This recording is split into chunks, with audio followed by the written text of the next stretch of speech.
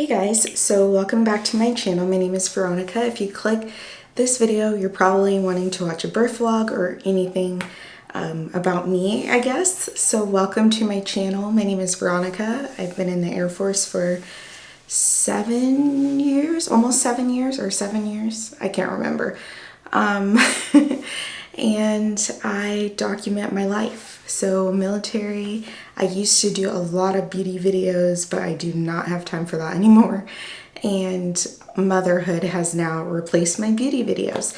But anyways, I wanted to come on here and share my birth vlog or my birth story, sorry, because you watched my birth vlog of love. Thank you guys so much for all of the comments and all of the responses and the DMs and quickly getting that video viewed.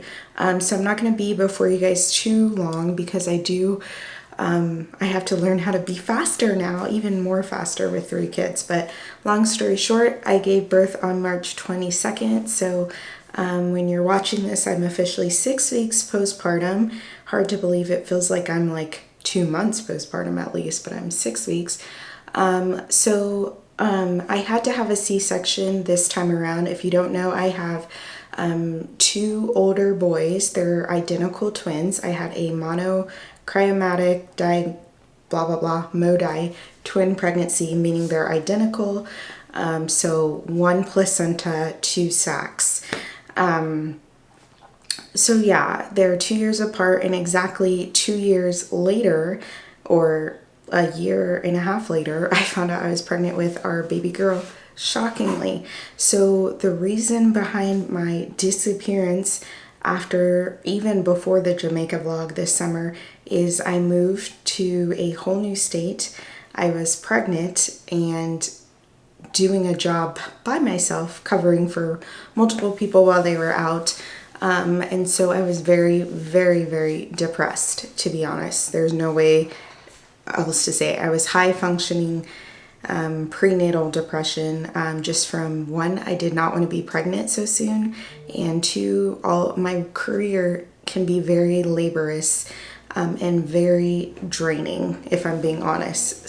So moving into my birth story and the meaning behind her name. So their due dates, both of their original due dates, all 3 of them were, hers was April 7th, the boys was April 8th. So literally, I get pregnant at the same time twice, exactly. It was crazy. So the reason why I had to have a C-section is I had placenta previa, which means I'll show the image or the graphic, but essentially my placenta was covering my cervix, which is what the baby comes out of through the vaginal birth canal. And if your placenta is covering it, you can hemorrhage, you or the baby can die. It's just not good things. So they watched and waited, and they were like, Veronica, I'm really sorry, but you gotta have a C-section. And I was like, cool. So I had a freak out panic attack the day before my C-section. I was cool as a cucumber, did not care. Then the day before, I had to go to a mandatory C-section class, and I freaked out. Anyways, moving into the birth story, I showed up on March 22nd, went bright and early to Brooke Army Medical Center, which is a military hospital. I am active duty, so I am not allowed to give birth off base without special permission, and it takes a lot, and then there's usually like more payment involved. So I showed up, they took me back. I thought, I've never had a C-section, so I thought I was gonna be there for a while. I don't know why I thought that, but they were like, okay, we're prepping you for surgery. I said, excuse me? Wait a second, because they had Lou sit in the waiting area for a little bit while they asked me, like, am I safe, and all these questions that they are required to ask. So he finally came back. I got my IVs. They asked me a ton of medical questions. They went through my chart. Even though they know all these things, they had to ask me again. I had washed and sterilized myself in that prep soap that they gave me the night before. You have to do it twice. I hadn't eaten anything. I wasn't hungry. I was craving bacon, but with her, like, she made me crave like meat. I went back. I was in the OR. I asked Lewis to get photos and kind of sneak a little bit of footage. He failed on all accounts. honestly, I don't know what he was thinking or what was happening with him, but he just like blanked out, I guess. They started everything, all the procedure with my C-section. It was going great. And then I did have a postpartum hemorrhage. So the exact thing that they wanted to avoid, because I had placenta previa, and they're like, nope, we don't want you to hemorrhage because it's not good. It could be catastrophic. I was like, cool. They were like, a C-section will assure us you won't. Well, I had a huge hemorrhage, almost as bad as the boys, but not quite. My surgeon said it was right underneath the boys. So this time I got 2 units of blood. With the boys, I got 4 units. I did get platelets and all of that. So my C-section, while I was in there, you're awake. And the biggest shout out to my anesthetist. I don't know what the right plural term is, but I had a resident, a student, or were they both residents? 2 residents, and then the actual attending. The attending was awesome. And I love that he was Black, because if you guys don't know, giving anesthesia like epidurals or a spinal to a Black person or a person of color, especially as dark, my skin tone is darker, they can't see my veins as easily, and I'm a very hard stick. It took anesthesia an hour to get 2 IVs, which is very normal for me. Whenever I give blood or have to get IVs, it always takes forever. And I don't jump. It doesn't bother me being poked. I just sit there. But he knew that my spinal was not in the right position. And if you guys know, with the twins, my epidural 4 times failed. The guide could not get it. So I told them, they asked you what is the number one thing that you want? And I said, I want my spinal or epidural to work. So I had my spinal. It hurt. The spinal does hurt more than the epidural. In my experience, the epidural barely hurt. It felt like a tiny bee sting. My spinal definitely hurt, but my epidural with the twins did not work, so maybe that's why. So I sat there in the operating room for about 45 minutes because it took that long to get my spinal. I'm thankful again for the attending being there, and I'm also thankful for the resident. He was hilarious, and he's like, I'm gonna be honest, he's like, it's definitely harder to do it on Black people. But I loved that he said that, because it made me feel like he recognizes, and the resident was white, but he recognized my color, he recognized the limb factor. Sometimes in the studying of Black medicine and how it affects Black people differently. And I love that he took the time to be like, you know what? Let me make sure my attending is right here so I have it in the right place. Finally, my legs and everything went numb. Then they laid me back. It was cushiony. At Walter Reed, when I gave birth to the twins in the operating room, because you have to, it was all metal. They didn't put any cushion or blankets down. So that was real fun for me. Here, they had cushion. It was so nice. I laid back, they drew up the curtain. They do have the option where you can drop it, or they have a see-through plastic area where you can see. I chose not to. I do like to watch procedures on myself, but I thought I would be freaked out because I can't feel it. I would rather feel it and I can associate it with pain or whatever. But if I can't feel it, it's kind of like I thought I would freak myself out. Lewis finally came in, and it was go time for baby Love. So when they went to deliver her, I had a huge hemorrhage and the suction was not working.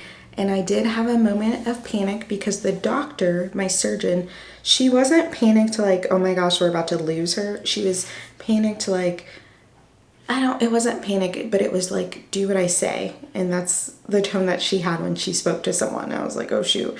And she said the suction wasn't working. I'm medical, I know what suction is. And they called for blood bank. The blood bank took a little while, and she was asking repeatedly why I wasn't there. And then the suction wasn't working. She was asking repeatedly for new suction.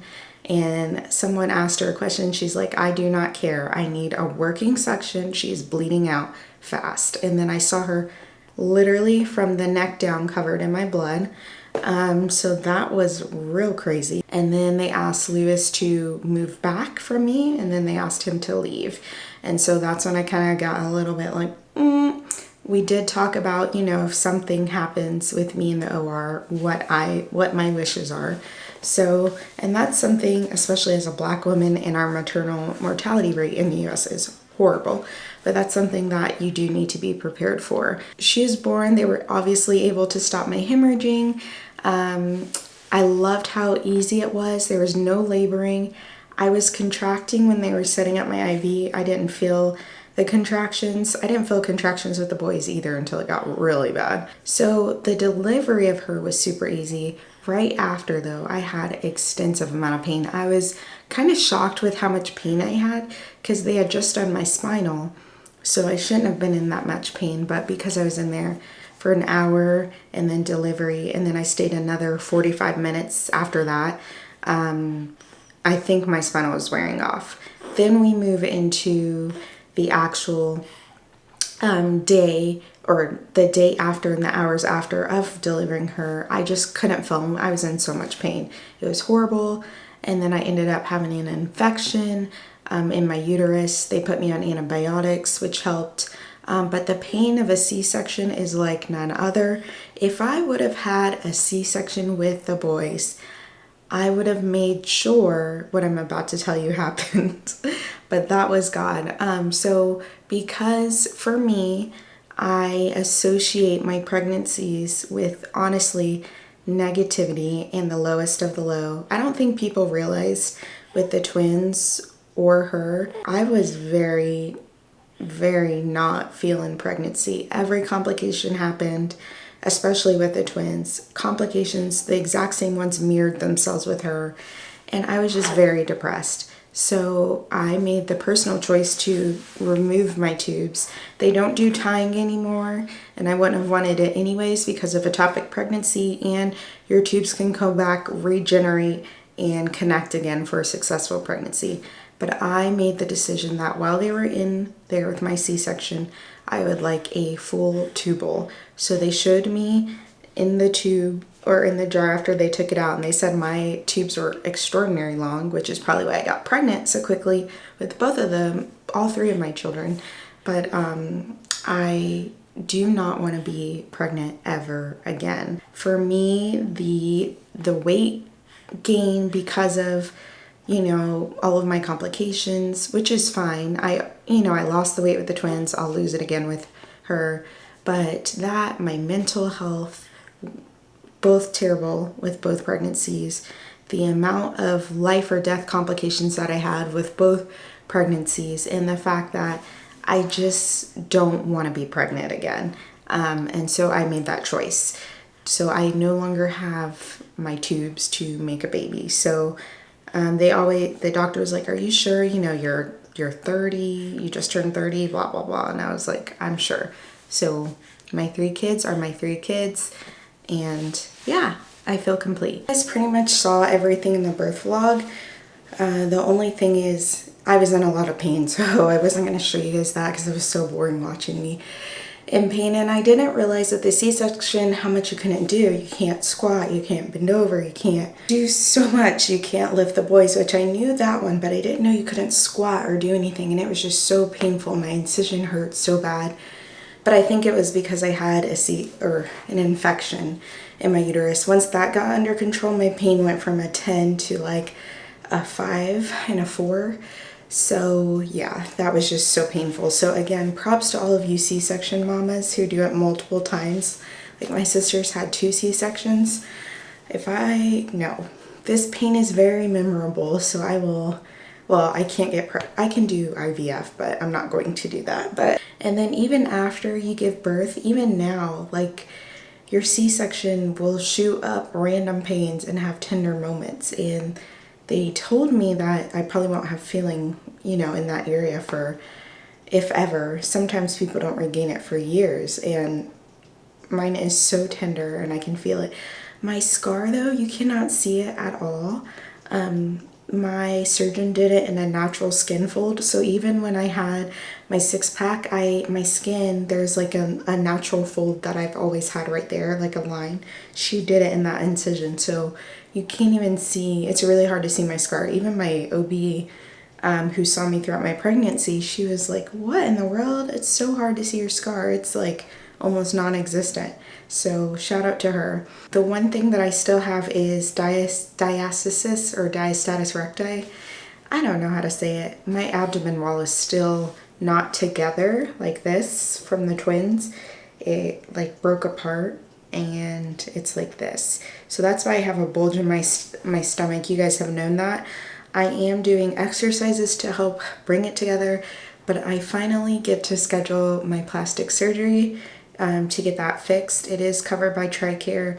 It's not like a tummy tuck or anything, so relax. Even though, you know, so that's scheduled for a consult just to see what all I can get happened or I can get fixed. It is covered again because I had children of multiples. So TRICARE does 100% cover the fee for that. Just because when you usually have multiples, it happens. It can happen with any pregnancy, but especially when you have multiples, your stomach, your abdominal wall is just open. Almost, I want to say my doctor at Walter Reed said 80% of cases. So yeah, that's my birth story. Went in, went out with pain. And then the best part about having a C-section was you don't have to labor, but the second best part is I feel like you get to see your baby and it's just like you just forget everything, which I guess with vaginal as well you feel the same way, but with your C-section you're just like, oh my gosh, I'm not as tired and gross, I'm just in pain. But yes, this is my baby Love. I'll show you guys her. She's sleeping. I don't want to wake her because there she is. She came out 6 pounds, so tiny.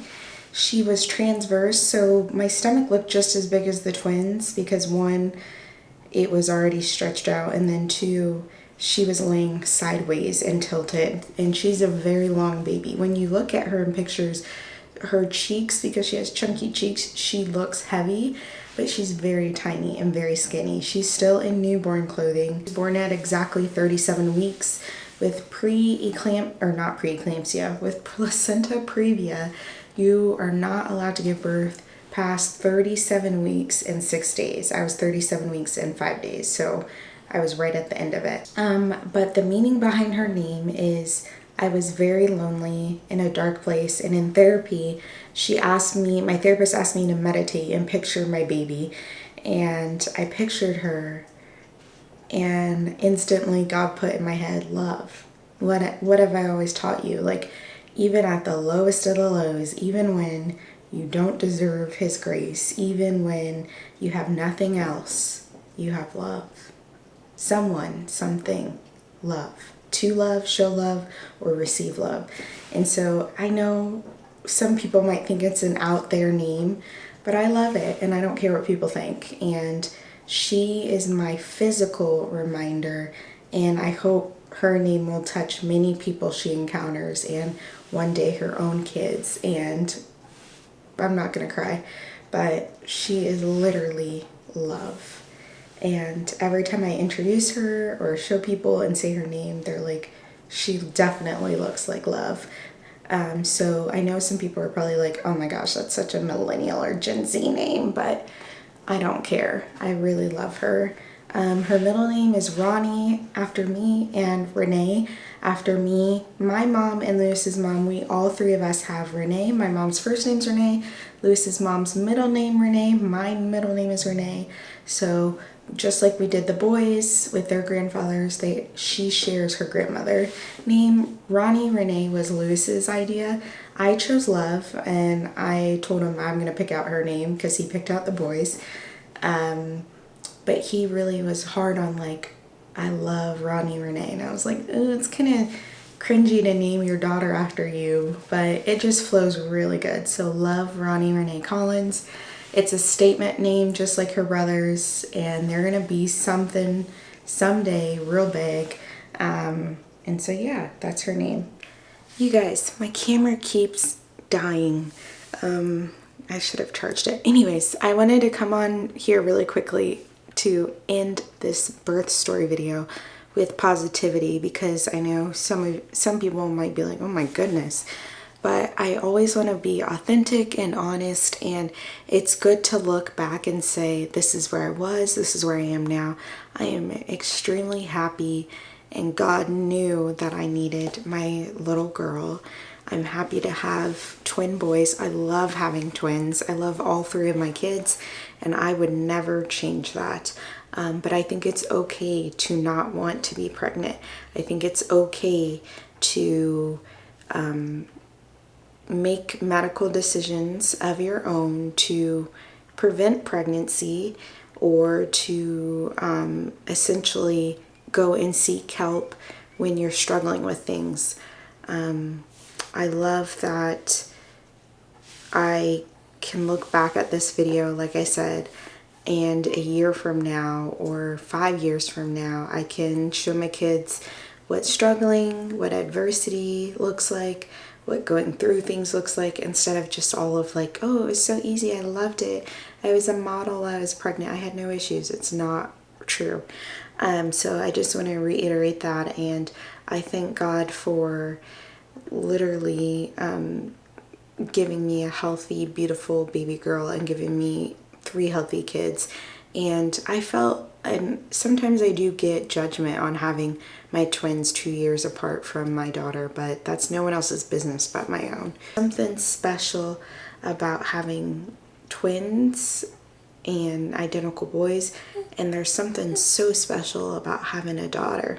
I feel so much better now, and yeah, stay tuned for more motherhood content. Military content will be coming. Stay tuned for everything. I just want to say thank you guys so much for 10,000 subscribers. Thank you guys for watching. Thank you guys for looking at my long videos and seeing my life. You have literally watched me grow up. So thank you guys so much for everything. I'll see you guys in the next video. Bye.